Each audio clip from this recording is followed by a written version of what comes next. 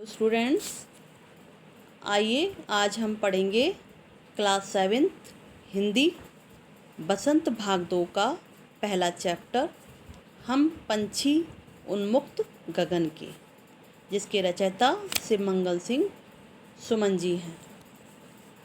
शिवमंगल सिंह सुमन जी का जन्म सन 1915 में हुआ था और मृत्यु 2002 में हुई थी। ये एक प्रसिद्ध कवि के साथ साथ शिक्षाविद भी थे। इन्होंने अपनी कविताओं में न केवल अपनी भावनाओं का दर्द व्यक्त किया, बल्कि युग के मुद्दों पर भी निर्भीक रचनात्मक टिप्पणी भी की थी।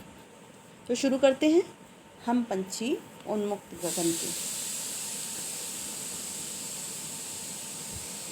हम पंछी उन्मुक्त गगन के, पिंजर बंद न गा पाएंगे, कनक तीलियों से टकराकर पुलकित पंख टूट जाएंगे।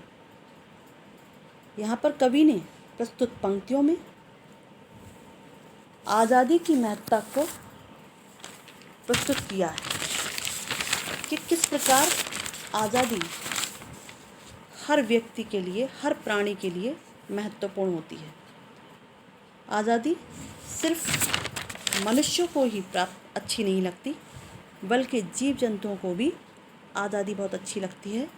इसलिए आज़ादी की महत्ता को प्रकट किया है कवि ने।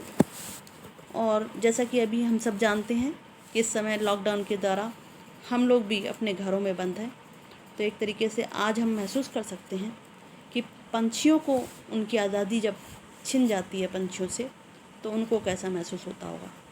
आज हर व्यक्ति अपने आप को एक पंछी की तरह महसूस कर रहा है। तो ये प्रकृति की देन है जो बहुत ही सशक्त है।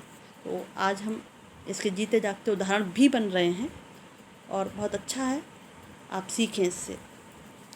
तो कवि कह रहे हैं यहाँ पर, हम पंछी उन्मुक्त गगन के, पिंजर बंद न गा पाएंगे।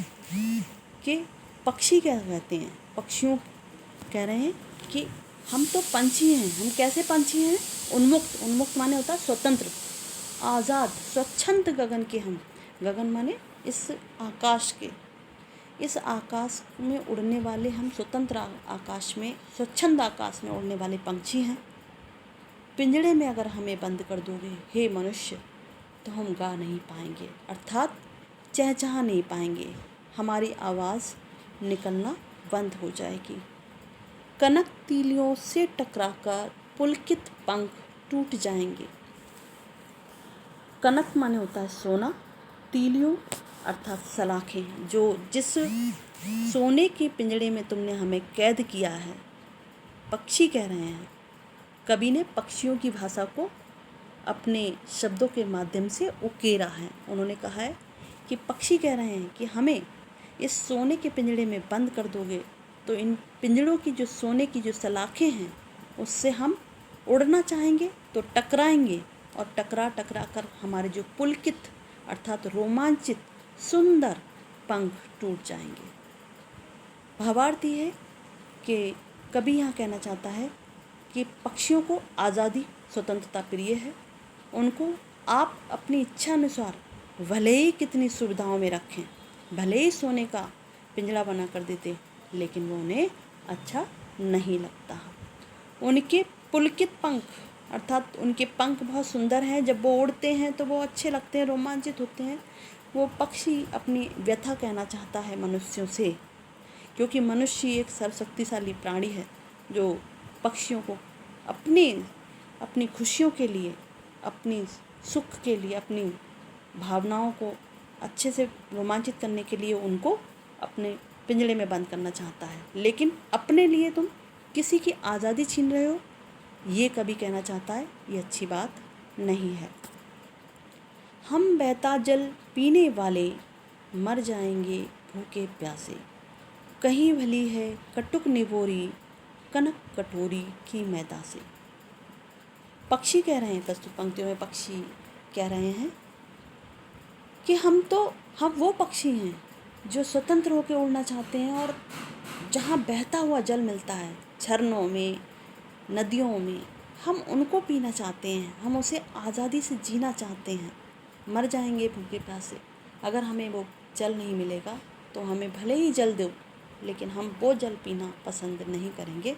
हमें मर जाना अच्छा लगता है, अर्थात हमें गुलामी में जीने से अच्छा है हम मर जाएं, अपने प्राणों को त्याग दें।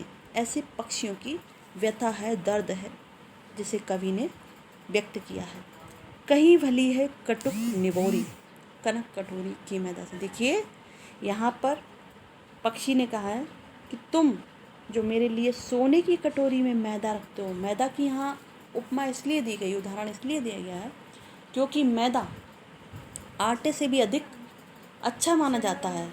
इसलिए यहाँ पर कवि ने मैदा का उदाहरण दिया है कि जिस प्रकार मैदा आटे से भी ज़्यादा अच्छी होती है, मतलब महीन होती है, उससे बहुत पकवान बनते हैं, तो वो अच्छी उसकी कीमत भी ज़्यादा होती है। तो इसी प्रकार जैसे मैदा आपके लिए ज़्यादा प्रिय है, लेकिन यहाँ मैदा का उदाहरण के माध्यम से कवि ने पक्षियों के अन्न से लिया गया है, दाने से लिया है। उन्होंने कहा है कहीं भली है कटुक निबोरी, हमारे लिए कड़वी निबोरी बहुत अच्छी लगती है।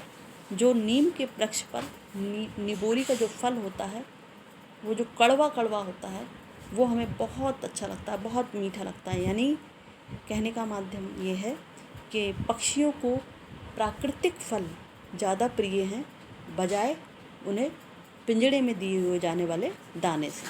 तो आज के लिए इतना ही, और इसमें आप शब्दार्थ करेंगे और क्वेश्चन भी ढूंढेंगे, भावार्थ भी व्यक्त करेंगे।